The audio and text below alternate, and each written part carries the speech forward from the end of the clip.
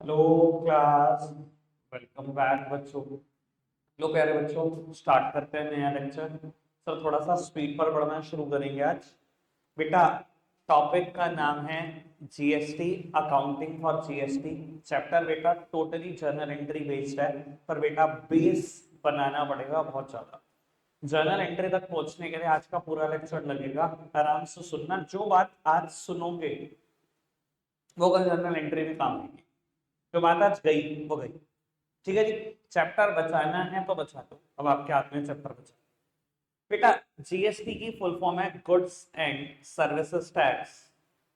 Goods and service tax. बेटा, India में दो तरीके के टैक्स लगते हैं। ठीक है जी। बेटा, एक टैक्सेस होते हैं जिनको बोलते हैं डायरेक्ट टैक्स, और बेटा कुछ टैक्सेस इंडिया में ऐसे भी लगते हैं जो इनडायरेक्ट टैक्स होते हैं। बेटा, ये डायरेक्ट टैक्स और इनडायरेक्ट टैक्स का क्या फर्क है? क्या होते हैं डायरेक्ट टैक्स या क्या होते हैं इनडायरेक्ट टैक्सेस? बेटा, डायरेक्ट टैक्सेस और टैक्सेस को कहा जाता है अगर कोई टैक्स एक आदमी पर लग रहा हो और पे भी उसको ही करना पड़े, तो बेटा ऐसे टैक्सेस को बोलते हैं डायरेक्ट टैक्सेस। यानी कि बेटा levied and paid by the same person, मतलब जिसके ऊपर लग रहा है पे उसी को करना है। बेटा कोई और उसके बिहाफ पर पे नहीं कर सकता। जैसे कि कोई मिस्टर ए है बेटा, उनकी इनकम है बेटा 12 लाख रुपए। कोई मिस्टर ए हैं, उनकी इनकम है 12 लाख रुपए, और 12 लाख के ऊपर इंडिया में ना 1.5 लाख रुपए टैक्स। ठीक है जी। मान लो मिस्टर ए नहीं, मैं 12 लाख रुपए साल के कमाता हूँ, मेरी इनकम पे 1.5 लाख टैक्स है। मैं आपको नहीं कह सकता कि मैं आपके थ्रू 12 लाख कमाता हूँ, आप ही काम करो 1.5 लाख और पे कर दो मेरे पे। भाई मैंने कमाया है ना, मेरे ऊपर लगेगा, मेरे को अपनी इनकम से देना है, कोई मेरे बिहाफ पे नहीं दे सकता। मैंने 12 लाख रुपए कमाया है, 1.5 लाख रुपए अपनी इनकम में से ही टैक्स दूंगा, और बेटा 10.5 लाख रुपए मेरे पास नेट डिस्पोजेबल इनकम बचेगी। ये नेट डिस्पोजेबल इनकम क्या होती है बेटा? जो इनकम खर्चने के लिए बच जाती है उसको बोलते हैं डिस्पोजेबल इनकम। ठीक है जी। कोई दिक्कत कोई परेशानी तो नहीं? बाबू, इनडायरेक्ट टैक्सेस क्या होते हैं बेटा? Levied on one, paid by another. बेटा, लग किसी और पे रहे हैं, पे कोई और कर रहा है, ऐसे टैक्सेस को बोलते हैं बेटा इनडायरेक्ट टैक्सेस। लग किसी और पे रहे हैं, टैक्स पे कोई और कर रहा है, ऐसे भी टैक्सेस होते हैं बेटा, बिल्कुल होते हैं। इंडिया में बेटा बेस्ट इनडायरेक्ट टैक्स का एग्जांपल आज की तारीख में एक ही है, वो जीएसटी है। समझाने के लिए बेटा बात करता हूं। बेटा, आप टोमिनोज गए पिज्जा खाने, और बेटा उन्होंने लिखा sale price of pizza 500 plus GST at the rate 5%, 25 रुपए, और आपसे कहा 525 रुपए दे दो। बेटा जीएसटी एक इनडायरेक्ट टैक्स है, लग डोमिनोज के ऊपर रहा है, पे डोमिनोज नहीं कर रहा। पे किससे करा रहा है? पे वो आपसे करा रहा है, आपको कह रहा है 25 लाख। लेकिन ध्यान रख लेना, ये पैसे उसके नहीं होते, उसने लिए जरूर 525 हैं, 500 उसके अपने, 25 उसने सरकार को जमा करने हैं। ठीक है जी। पर है तो इनडायरेक्ट टैक्स। अगर लग डोमिनोज के ऊपर आता तो डोमिनोज क्यों नहीं पे कर रहा, पे किसी और से क्यों करा रहा है? बेटा इसी को तो इनडायरेक्ट टैक्स बोलते हैं। जब बेटा टैक्सेस लगे किसी और पर और पे कोई और करे, तो ऐसे टैक्सेस क्या होते हैं? इनडायरेक्ट टैक्सेस होते हैं। कोई दिक्कत कोई परेशानी तो नहीं? बात समझ में आई? पक्का से बात समझ में आई? अच्छा एक बात सुनो, अभी मैं काम करता हूँ, किसी भी एक रिटेलर पे जाता हूँ जो कन्फेक्शनरी बेचता है, एक लेस चिप्स का पैकेट फाड़ता हूँ बेटा, पीछे लिखा हुआ है एमआरपी 10, मैंने 10 दिए। एमआरपी के ब्रैकेट में एक बात लिखी होती है, इंक्लूसिव ऑफ ऑल टैक्सेस। ये कौन सा टैक्सेस शामिल है इसके अंदर? कुछ और नहीं बेटा, जीएसटी की बात चल रही है। भाई लग किसके ऊपर रहा है? लग तो उस रिटेलर के ऊपर रहे, पे कौन कर रहा है? पे कोई और कर रहा है बेटा। टैक्स उस रिटेलर के ऊपर है, पर वो नहीं पे कर रहा, पे किसी और से कराए जा रहे हैं। ऐसे ही सारे टैक्सेस इनडायरेक्ट टैक्सेस होते हैं जो लगते किसी और के ऊपर है और पे कोई और करता है। समझ आ रही है बात? कोई दिक्कत कोई परेशानी तो नहीं? अच्छा से बात क्लियर हो गई है इनडायरेक्ट टैक्सेस क्या होते हैं? आगे बढ़ाएं बात को। चलो जी। बेटा जीएसटी तक जाने के लिए मुझे एक बार हिस्ट्री में जरूर जाना होगा। पिछली बार भी मैंने बात ऐसे समझाई थी, बहुत आराम से समझना। मैं बता रहा हूँ प्रैक्टिकल बेस रेडी हो रहा है, कल से भाग गए हैं हम प्रैक्टिकल। ठीक है जी। सामने देखिए। सर कभी इंडिया में पहले टैक्स हुआ करता था सेल्स टैक्स। सेल्स टैक्स खत्म करके टैक्स आया वैट, वैल्यू एडिशन टैक्स, और बेटा इसको खत्म करके जीएसटी आया। ठीक है जी, यानी कि बेटा इसमें कुछ कमियां थी तो इसको आना पड़ा, और इसमें भी कुछ कमियां थी तो इसको आना पड़ा। तो बाबू शुरुआत करते हैं सेल टैक्स से। सेल टैक्स में टैक्स कैसे लगता था, ये बात सब आराम से समझेंगे, मैं प्रैक्टिकल बात बता रहा हूँ। ठीक है ना, ये आपका अकाउंटिंग में काम है। बाबू मैन्युफैक्चरर गुड्स बेचता है होलसेलर को, होलसेलर गुड्स बेचता है रिटेलर को, रिटेलर गुड्स बेचता है कंज्यूमर। जब तक सेल्स टैक्स था तब तक क्या था, सुनते हैं बेटा। मैन्युफैक्चरर सामान बेच रहा है होलसेलर को, बिल बनाकर दे रहा है, पता कैसे? सेल प्राइस 100 रुपए, 100 रुपए का सामान बेच रहा है, sales tax at the rate 10%, मतलब 10 रुपए, होलसेलर को कह रहा है लाओ 110 रुपए पे कर, क्योंकि सेल्स टैक्स भी एक इनडायरेक्ट टैक्स था। तो बाबू लग चाहे मैन्युफैक्चरर के ऊपर है, पैसे तो होलसेलर से ही मांगेगा, कागज सामने देखिए। बाबू लग चाहे किसी और के ऊपर आए, पैसे तो किसी और से मांगेगा। बेटा इसने होलसेलर से कहा 110 रुपए दे, होलसेलर 110 रुपए दे के आया, मानते हो इनडायरेक्ट टैक्स है तो होलसेलर को पैसे देने पड़े होंगे। बाबू होलसेलर ने मन में सोचा यार मुझे तो 110 रुपए का सामान पड़ गया है, 10 रुपए तो मैं भी कमाऊंगा जब रिटेलर को बेचूंगा। इसने बेचा, इसने कैसे बिल बनाया? सारे बिजनेसमैन आराम से सुन रहे आज कि बिजनेस में ना जरूरत पड़ती है डीएसपी। हाँ जी बिल्कुल जरूरत पड़ेगी, बहुत जल्दी पड़ेगी, ढंग से सुनना।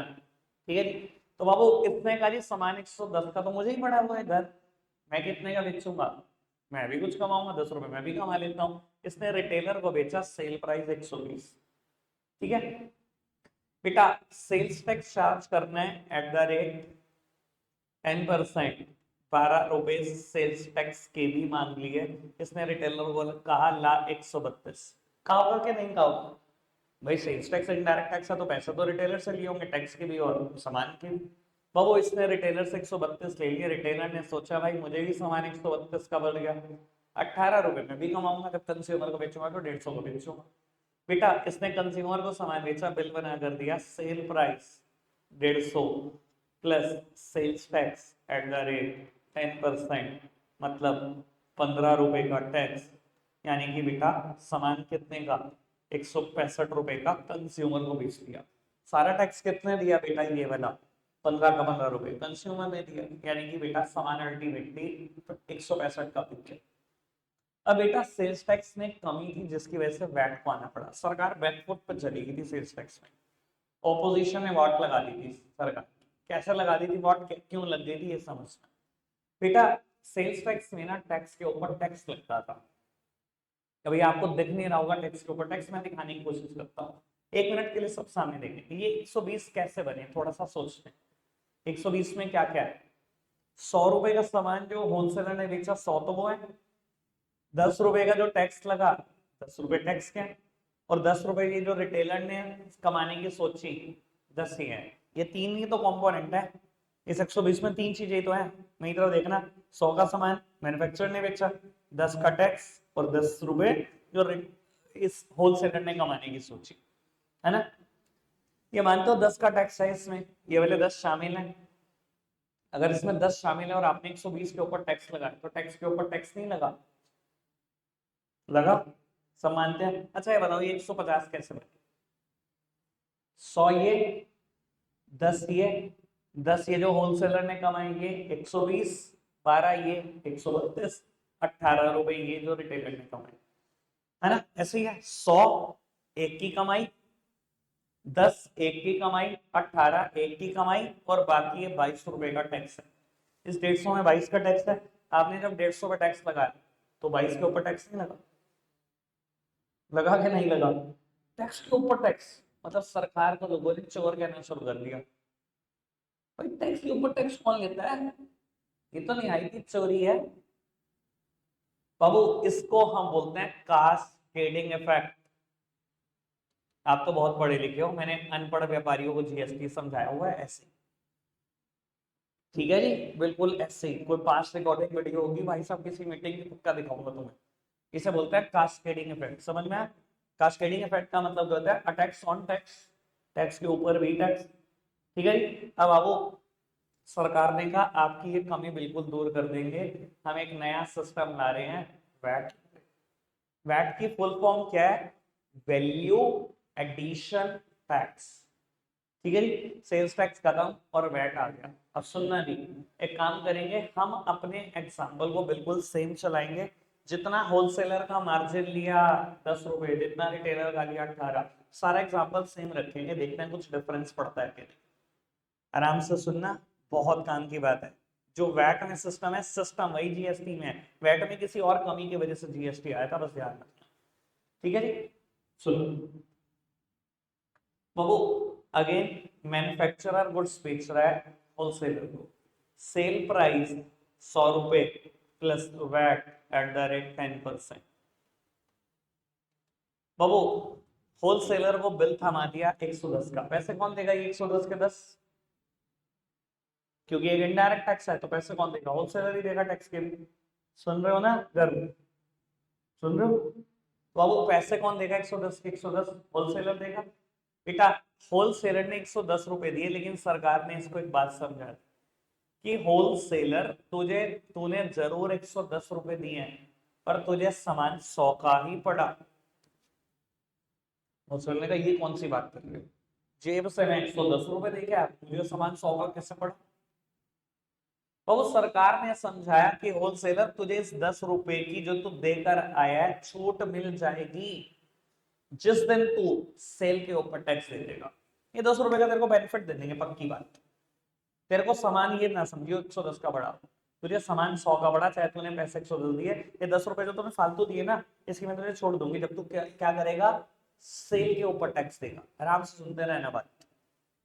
ठीक है जी, मौसम का डन पक्का दोगे ना 10 का बेनिफिट? सरकार ने कहा बिल्कुल डन है, तुझे सामान 100 का पड़ा। उसने कहा जी बिल्कुल बढ़िया। बाबू अब इसने बेटा जब रिटेलर को बेचा, इसने कहा जी मैं भी 10 कमाऊंगा, ऊपर भी तो 10 कमाए थे। तो बेटा सामान जब 100 का बढ़ा, इसने 10 ही कमाए, तो बेटा इसने सामान कितने का बेचा? 110। कितना है वैट? 10%। बेटा वैट का रेट है 10%, यानी कि बेटा 121 रुपए। इसने रिटेलर से पैसे कितने लिए? 121। इनडायरेक्ट टैक्स है तो पैसे तो सारे किसने दिए होंगे? रिटेलर ने। आप बड़े काम की बात है, सुनते जाना, है ना। अब बेटा सरकार ने कहा ला भाई मेरा टैक्स दे। इसने कहा जी सरकार कितने पैसे देने हैं? सरकार ने कहा 11। होलसेलर ने कहा जी आपने कहा था कि आप मुझे छूट दोगे जब मैं सेल पे टैक्स दूंगा। सरकार ने कहा ले ले छूट ले। 11 रुपए इसने सरकार को देने जो उसने रिटेलर से इकट्ठे करे, लेकिन सरकार ने कहा हम तेरे को छूट दे देंगे। बाबू उस सरकार ने 10 रुपए की छूट दे दी, इसने सरकार को 1 रुपया जमा करा दिया बस। अब मैं बड़े काम की बात बोलने जा रहा हूँ, ठीक है जी, सब समझदार व्यक्ति सुनने की कोशिश करें। बाबू इसने सरकार को कितने रुपए टैक्स दिया? 1 रुपया, है ना। और परचेज के टाइम पर कितना टैक्स दिया था? 10 रुपए। सरकार को इसने परचेज खरीदते टाइम भी 10 रुपए दिए थे और बेचते टाइम 1 रुपया दिया। टोटल कितना टैक्स दिया? 11। 11 के 11 रुपए इसको रिटेलर ने दिए, इसकी जेब से 1 रुपया नहीं किया। यानी कि अगर आप पूरी गेम समझो तो इसने 100 का सामान खरीदा और 110 का बेच दिया।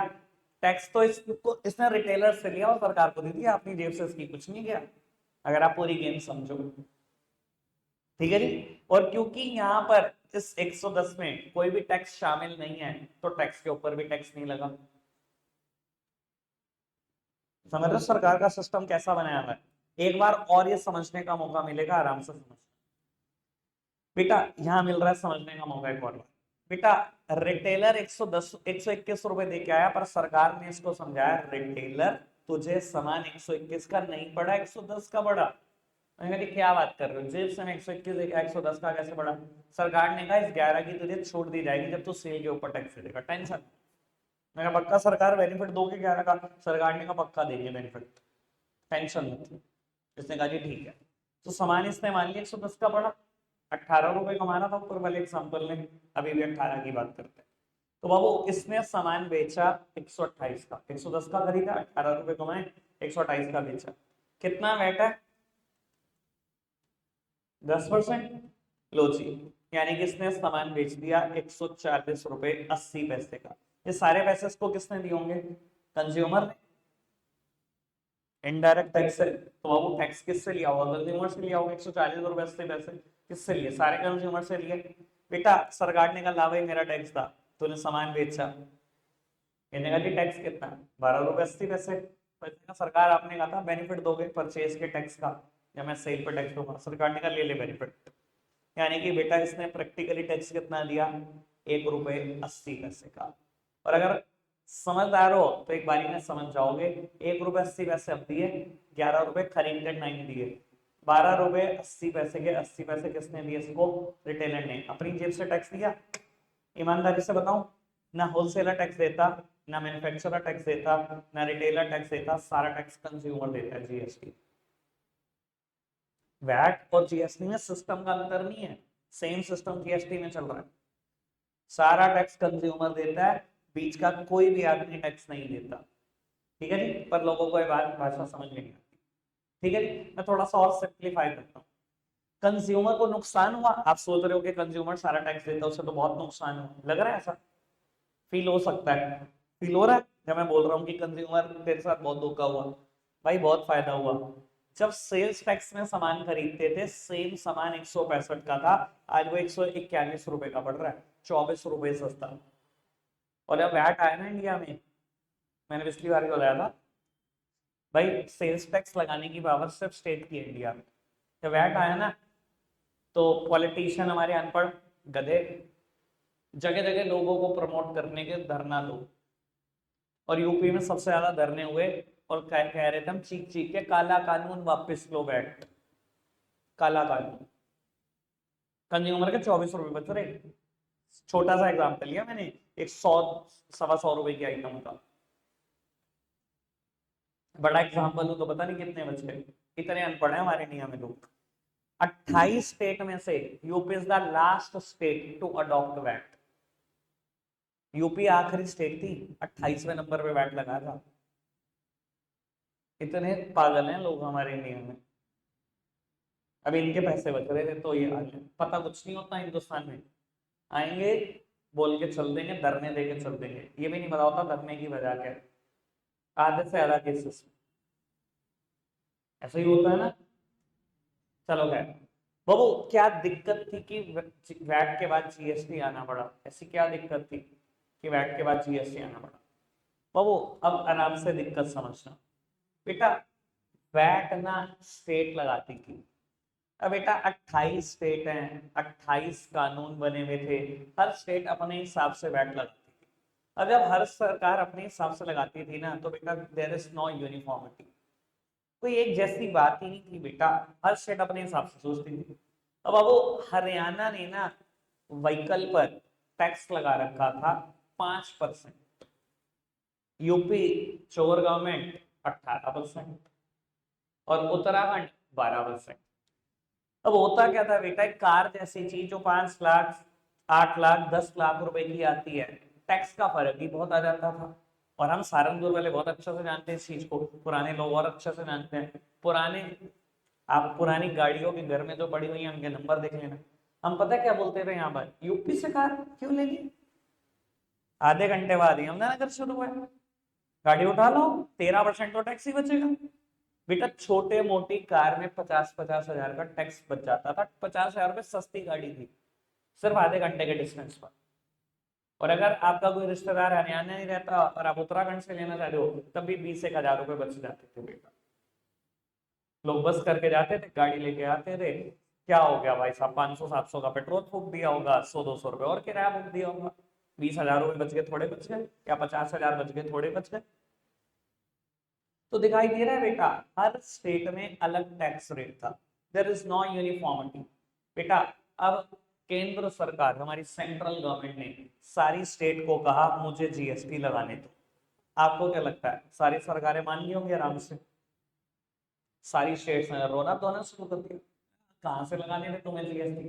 देखो हमारे आर्टिकल, हमारे कॉन्स्टिट्यूशन में ना एक आर्टिकल है जहां पर बेटा 3 अलग-अलग लिस्ट का जिक्र है। ऑब्वियसली आपने पढ़ी है कहीं ना कहीं, union list, state list, concurrent list. बेटा यूनियन लिस्ट में लिखे गए सारे मैटर सेंट्रल गवर्नमेंट हैंडल करती है, यहाँ लिखे गए सारे मैटर स्टेट गवर्नमेंट हैंडल करती है, और यहाँ लिखे गए सारे मैटर दोनों गवर्नमेंट हैंडल कर सकती है। सर यहाँ पर लिखा हुआ है सेल्स टैक्स लगाने की पावर स्टेट लिस्ट में। जब केंद्र सरकार ने कहा जी मुझे लगाने दो, स्टेट में लग गई। कैसे लगा दोगे, लगा के दिखा दो तुम। पावर ही हमें। केंद्र सरकार ने इनको एक बात समझाई, देखो जब तक आप लगाते रहोगे कोई यूनिफॉर्मिटी नहीं है, आप हमें लगाने दो, एक जैसा लगाएंगे पूरे इंडिया में लगाएंगे, और एक चीज की और श्योरिटी गारंटी ले लो कि जितना तुम अभी कमा रहे हो उससे दो दो ढाई ढाई गुना कमा कर देंगे हर महीने, और बहुत जल्दी। अब स्टेट लालच में है।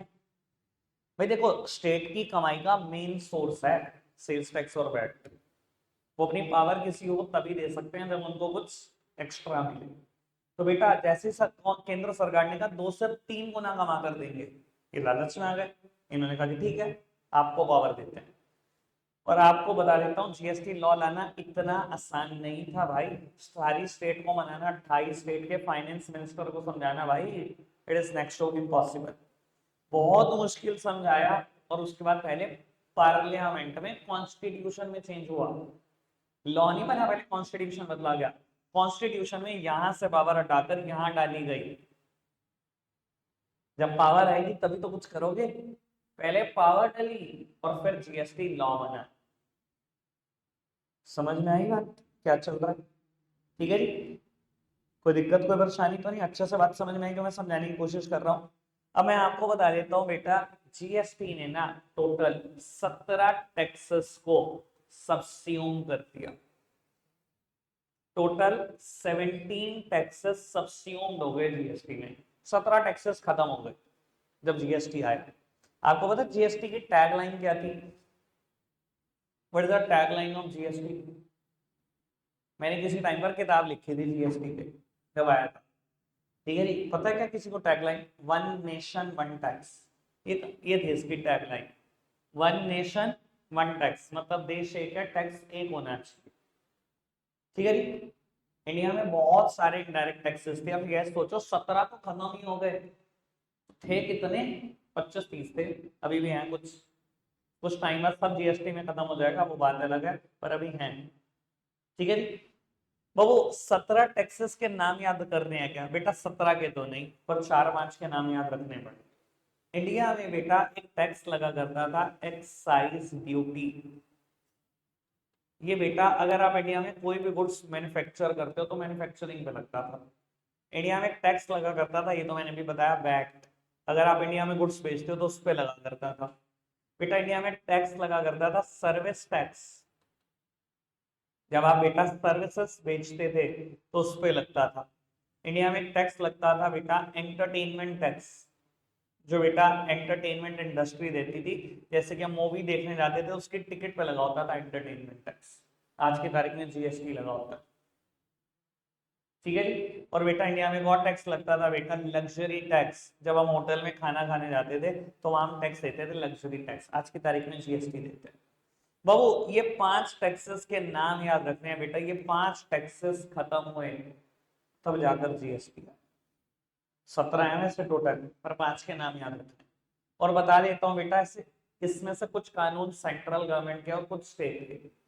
बेटा ये जो कानून है एक्साइज ड्यूटी और सर्विस टैक्स, ये केंद्र सरकार लगाती है, सेंट्रल गवर्नमेंट। ये खत्म हो गए।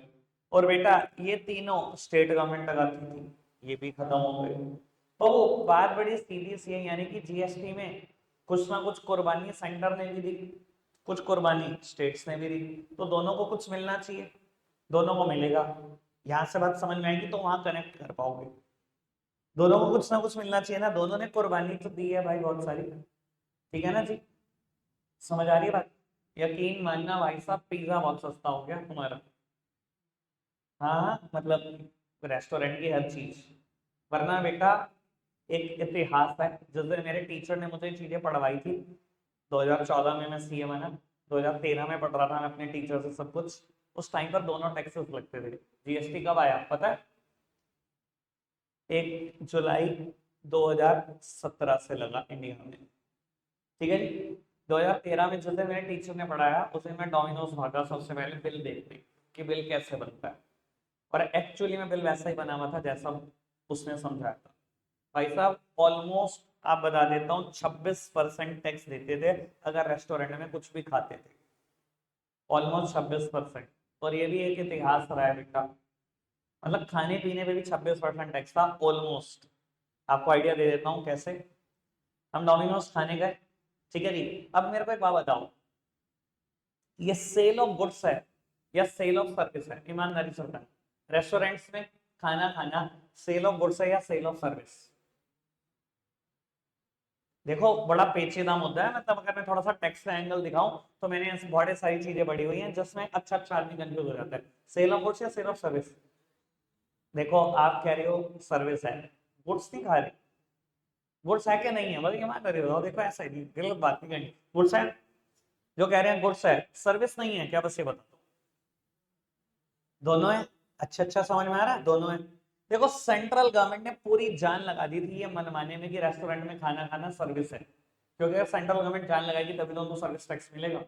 और स्टेट गवर्नमेंट ने पूरी जान लगा दी थी इसको मनमाने में कि सेल ऑफ गुड्स है, अगर सेल ऑफ गुड्स माना जाएगा तभी तो स्टेट गवर्नमेंट को वैट मिलेगा। आपको आइडिया भी नहीं होगा, सुप्रीम कोर्ट तक केस पहुंचा था, और लड़ कौन रही है? दोनों सरकारें, वगैरह सेल ऑफ गुड्स है वगैरह सेल ऑफ सर्विस है। और बता देता हूं, राज्य सरकारें 14-14% टैक्स लेती थी जब आप खाते थे रेस्टोरेंट में, और बेटा केंद्र सरकार 12% सर्विस टैक्स लेती थी, 26% ऑलमोस्ट पे करते थे आप रेस्टोरेंट में खाते थे। जब ये कानून हटे, जीएसटी आ गया, सिर्फ 5% टैक्स हो गया, 21% बचने लगा। अब आप वो बड़ी सीधी सी बात है, आप चाहे गुड्स मान लो चाहे सर्विस मान लो, टैक्स तो एक ही जाएगा ना। उस टाइम दोनों कह रहे हैं, वो कह रहा है गुड्स है, वो कह रहा सर्विस है, दोनों अपना अपना टैक्स लिए जा रहे। निचोड़ कौन रही है? जनता। निचोड़े तो हम ही जा रहे हैं, तुम्हारी लड़ाई में पिस हम रहे हैं, ठीक है जी। चलो खैर आगे बढ़ाते हैं बात को, मेरे को जितनी एक्स्ट्रा बतानी थी मैंने बताई बात। तो बाबू ये 5 टैक्सेस के नाम याद रखने हैं जो खत्म होकर जीएसटी आया, टोटल 17 खत्म, ठीक है जी। आगे बढ़ाएं बात को। तो वो जीएसटी में ना 5 टैक्स रेट है, प्लीज सामने देखेंगे सब, जितनी पेशेंस से अभी पढ़ाई करिए, 15 से 20 मिनट मुझे और चाहिए। जीएसटी में टोटल 5 टैक्स रेट है, 0, 5, 12, 18 और 28, ठीक है। सबका लॉजिक है बेटा, कुछ special kind of tax rate भी हैं, पर बाबू अभी आप बहुत छोटे बच्चे हो, मैं स्पेशल की बातें करूंगा और परेशान हो जाओगे, स्पेशल को रहने दो। मैं लेकिन बता देता हूं, ज्वेलरी पर 3% टैक्स है, गोल्ड ज्वेलरी पर, डायमंड ज्वेलरी पर 3% टैक्स है। और बेटा अगर मैं बात करूं, आप चले जाओ ऐसी इंडस्ट्री में जिसको सरकार बिल्कुल प्रमोट नहीं करना चाहती, टबैको, सिगरेट, लीकर, बाबू 28% टैक्स के ऊपर भी 200% अलग टैक्स है, यानी कि 228% टैक्स है। यानी कि अगर कोई सिगरेट 3 रुपए की बनती है तो रफली बेटा 6.25 रुपए का टैक्स है। भाई सरकार लिख लिख के तंग हो गई, cigarette smoking is injurious to health, liquor causes cancer, tobacco causes cancer, जब दुनिया को समझ नहीं आता तो सरकार ने कहा देख तूने मरना तो है ही, तो टैक्स दे के मर, ऐसे नहीं मरना, हमारा कुछ भला करके मर, 3 की चीज पे 6.25 का टैक्स दे तभी तुझे समझ में आएगा। और मुझे लगता है हमारे वैसे से भी कुछ बच्चे टैक्स दे ही रहे हैं सरकार को, ठीक है जी, और अच्छा खासा दे रहे हैं, वो 28 के ऊपर भी 200 दे रहे हैं, ठीक है जी। तो ये स्पेशल काइंड ऑफ टैक्स है, मैं स्पेशल की नहीं करता बात, जनरल जनरल करते हैं, वरना टैक्स के ऊपर तो मेरे पास इतना ज्ञान है भाई साहब, आओ किसी दिन बैठो, 2-3 साल लगातार बैठो, इतना ज्ञान तो 2-3 साल तो दे ही सकता हूँ, इतना ज्ञान तो है भी, ठीक है जी। मैंने CA final, CS final, CMA final तीनों को टैक्स पढ़ाया हुआ, सीए फाइनल को टैक्स पढ़ाया हुआ है, 3500 पेज की बुक है, आ जाना किसी दिन करेंगे बात, आ जाओ वापसी आ जाते हैं। वो 5 टैक्स रेट है, 0, 5, 12, 18, 28, ठीक है। वो सबकी वजह है, ऐसा नहीं है कि बेटा सब तुक्के में लगाए गए, सबकी वजह। देखो कुछ चीजों के ऊपर सरकार ने कहा टैक्स नहीं लेंगे, जैसे कि खाने पीने की चीजें, सरकार ने कहा कोई टैक्स नहीं है अगर आप ब्रांडेड प्रोडक्ट नहीं खा रहे, खुला दूध लाते हो डेयरी से कोई टैक्स नहीं, खुला पनीर कोई टैक्स नहीं, मक्खन, घी, दालें खुली खाओ कोई टैक्स नहीं देना, नॉन ब्रांडेड प्रोडक्ट के ऊपर खाने पीने की कोई टैक्स नहीं, होना भी नहीं चाहिए, सही है ना सरकार? ठीक यार, रोटी कपड़ा मकान तो टैक्स फ्री होना चाहिए ना यार, नहीं होना चाहिए ना भाई, आपको भी कानून बनाना होगा, आप कोई मतलब गलती भी नहीं निकाल पाओगे, मैं सच बता रहा हूँ। ये न्यूज चैनल पे ना भाषण देने वाले बस 2 बातें अपने सीए से सोच के पहुंच जाते हैं वहां, एक्चुअली में इनकी जान निकाली जाए ना पल्ले कुछ नहीं होता इनके। ठीक है ना, बहुत बढ़िया है। एसी कमरे में बैठ के बोल देना, पता कुछ नहीं होता। लॉ लॉ मेकर्स कितने इंटेलिजेंट है इंडिया के, आप सोच भी नहीं सकते। बहुत बढ़िया बनाया गया सिस्टम।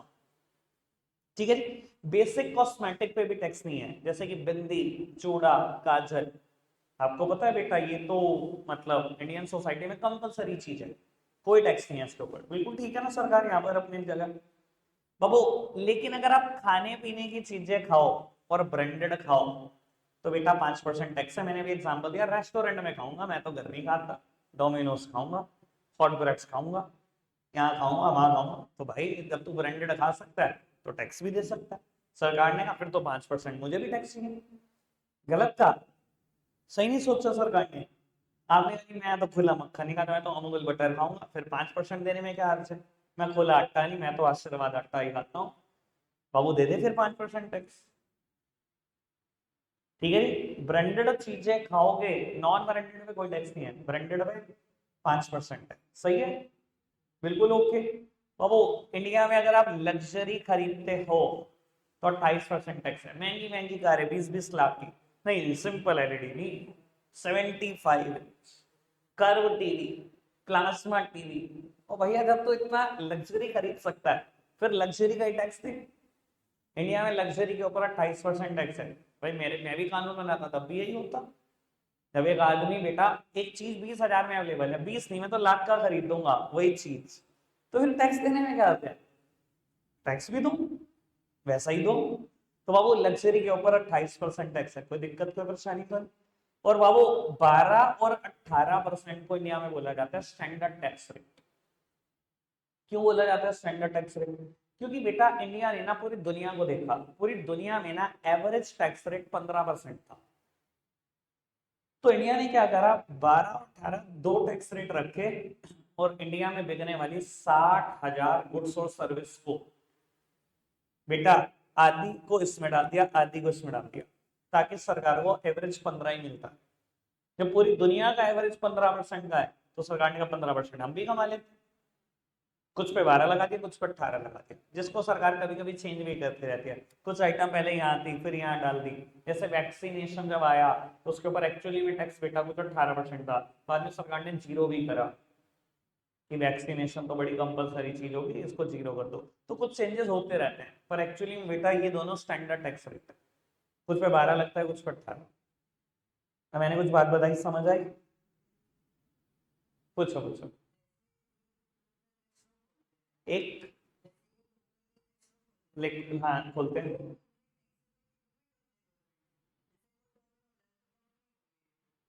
हाँ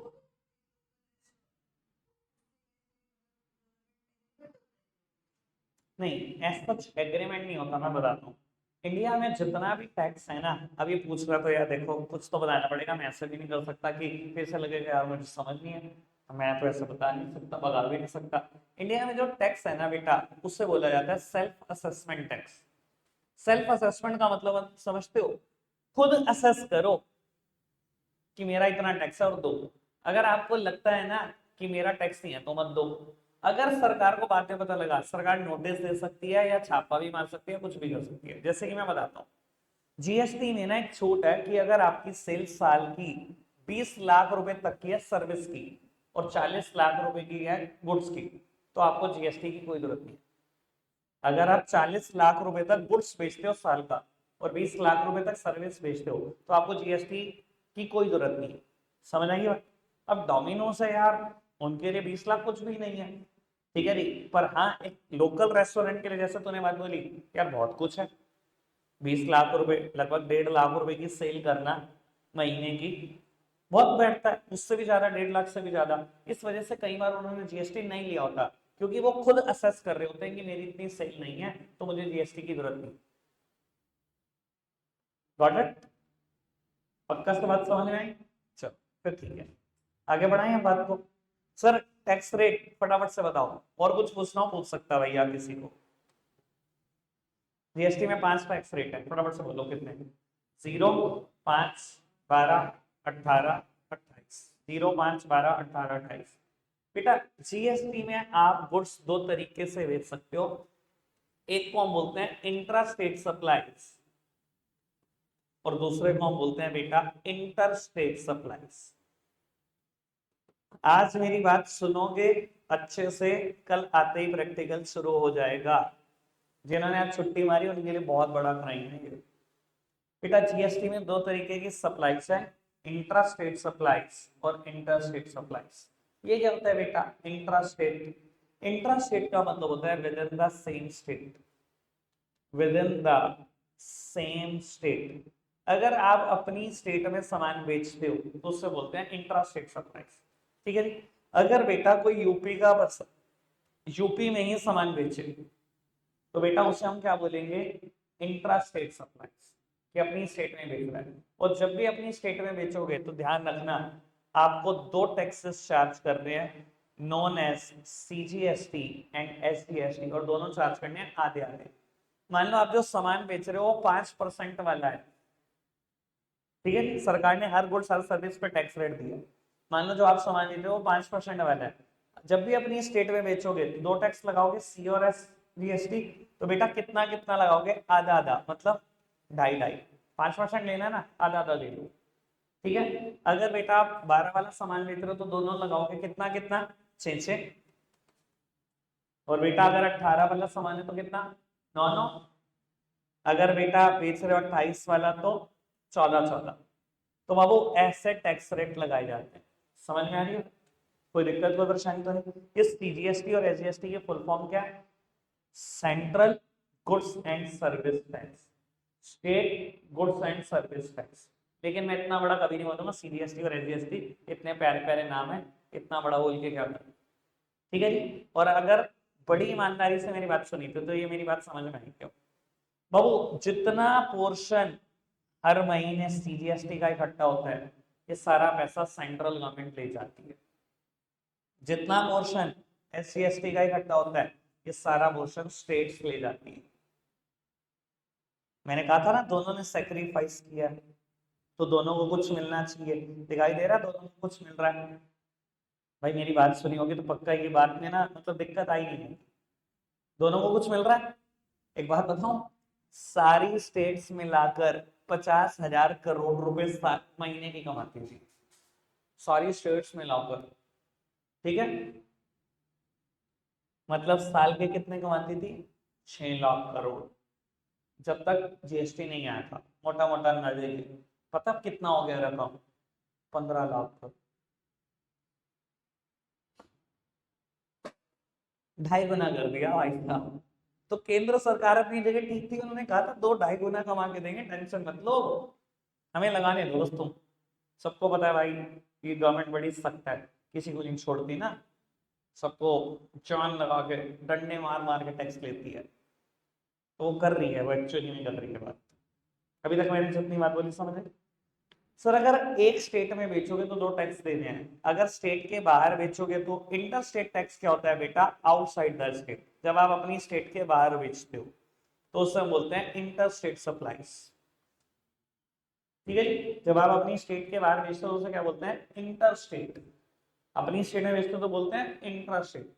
आप बेटा यूपी से हो, आपने बेटा उत्तराखंड में सामान बेच दिया, ठीक है। तो बेटा जो आप टैक्स चार्ज करोगे उसका नाम है आईजीएसटी, और ये कितना चार्ज करोगे? पूरा पूरा मतलब अगर आपकी आइटम 5% वाली है तो आईजीएसटी एट द रेट 5%, 12 वाली है तो आईजीएसटी 12, 18 वाली है 18, 28 वाली है 28। ठीक है जी। इसकी फुल फॉर्म क्या होती है? Integrated goods and service tax. क्या होती है full form? Integrated goods and services tax. बेटा ये आईजीएसटी वाला पोर्शन जाता सेंट्रल गवर्नमेंट की जेब में है। सेंट्रल गवर्नमेंट इसमें से कुछ हिस्सा स्टेट को जरूर देती है। ठीक है जी। ये तो पूरा किसका है? सेंटर का। एससीएसटी किसका है? पूरा स्टेट का। ठीक है जी। और ये लेकिन सेंटर जाती है एक बार, फिर स्टेट में बांटती जरूर है। ठीक है जी। बाबू एक आखिरी बात आज के लिए, मैंने पिछली बार नहीं बोली थी, मैं इस बार बोलने में थोड़ा सा इंटरेस्टेड हूँ। ये बात बाबू, जीएसटी में ना सारे डिसीजन कौन लेता है? आपको क्या लगता है कौन डिसीजन लेता होगा? सारे डिसीजन कौन लेता है? बाबू एक अथॉरिटी बनाई गई है जिसको हम बोलते हैं जीएसटी काउंसिल। ये लिखिए सारे डिस्ट्रिक्ट। पता है जीएसटी काउंसिल में कौन मेंबर है? काम की बात बोलूंगा, गड़बड़ नहीं चाहिए, सामने देखना बेटा। हमारी फाइनेंस मिनिस्टर यानी कि यूनियन फाइनेंस मिनिस्टर बोल देता हूँ, ठीक है जी, निर्मला ताई, निर्मला सीतारमण, ठीक है जी। यूनियन फाइनेंस मिनिस्टर का मतलब समझो, तो यूनियन मतलब जो सेंटर की है। बेटा 28 स्टेट के भी फाइनेंस मिनिस्टर, हर स्टेट को 29 स्टेट अब तो बाबू सारी की सारी स्टेट के भी फाइनेंस मिनिस्टर होते हैं, तो बेटा 29 स्टेट के फाइनेंस मिनिस्टर भी मेंबर है यहाँ पर। और बेटा रेवेन्यू सेक्रेटरी और भी कुछ लोग मेंबर है, और जितना जरूरी है मैं उतना बता देता हूँ। बेटा अकेले निर्मला सीतारमण के पास 1/3 वोट है, 33% वोट है जीएसटी काउंसिल के अकेली के पास। इसने कहीं पर सपोर्ट कर लिया तो 33% सपोर्ट आ गया, ठीक है जी। और सारी स्टेट के पास मिलाकर कितने 2/3 वोट है, मतलब मोटे मोटे 66-67%। अगर सारी स्टेट एक जगह पे खड़ी हो जाए ना, 29 के 29 फाइनेंस मिनिस्टर, तो समझ लेना कितने वोट आ गए, 2/3 वोट आ गए। पर लॉ पता है कैसे बना हुआ है? बड़ा ही डेंजरस यार, लॉ मेकर्स की ना जितनी तारीफ करो उतनी कम है। तुमने नहीं पढ़ा, मैंने हर एंगल से पढ़ा, इसलिए मैं बता सकता हूँ। जीएसटी काउंसिल में एक बात लिखी गई है कि जीएसटी में वही बात तय होगी, वही बात अप्लाई होगी जहां 75% वोट आ जाएंगे। अब देखो कितना स्मार्टली प्ले किया। अगर ये कहीं पर कुछ कह दे, जिद पड़ अजय मैम लगाऊंगी, तो लगा सकती है खुद अकेले, नहीं 75% वोट है नहीं, सारी स्टेट एक तरफ खड़ी हो जाएगी, मैं ये करवाना चाहती हूँ, करवा लेंगे वो? नहीं, यानी कि दोनों को एक दूसरे के साथ मिलना ही पड़ेगा अगर कोई भी बात मनवानी है। मतलब इतना स्मार्टली लो बना है ना, सोच भी नहीं सकते तुम कि ना तो अकेले कुछ कर सकती, ना ही अकेले कुछ कर सकते, बैठ जाओ तय कर लो, बहस जितनी मर्जी कर लो, जब तक तुम इकट्ठे नहीं होंगे तब तक कुछ बनने का ही नहीं, लॉ ही नहीं बन सकता। कोई दिक्कत कोई परेशानी तो नहीं, ठीक है जी। कभी आपने सुना है जीएसटी काउंसिल की आज मीटिंग है? ऐसी चीजें मुझे लगता नहीं खैर सुनी होंगी। जब तक चीजें पता ना हो ना तब तक बंदा चाह के भी इग्नोर कर देता है। कोई नहीं, अगली जीएसटी काउंसिल की मीटिंग होगी, हेडलाइन होती है हमेशा, मैं बताऊंगा जरूर तुम्हें क्या मीटिंग है, तो आप समझ जाना कौन कौन मिल होगा आज, कितने फाइनेंस मिनिस्टर एक साथ बैठेंगे। समझ में आई बात? रखते हैं आज के लिए इतना ही है भाई प्यारे बच्चों, बाय।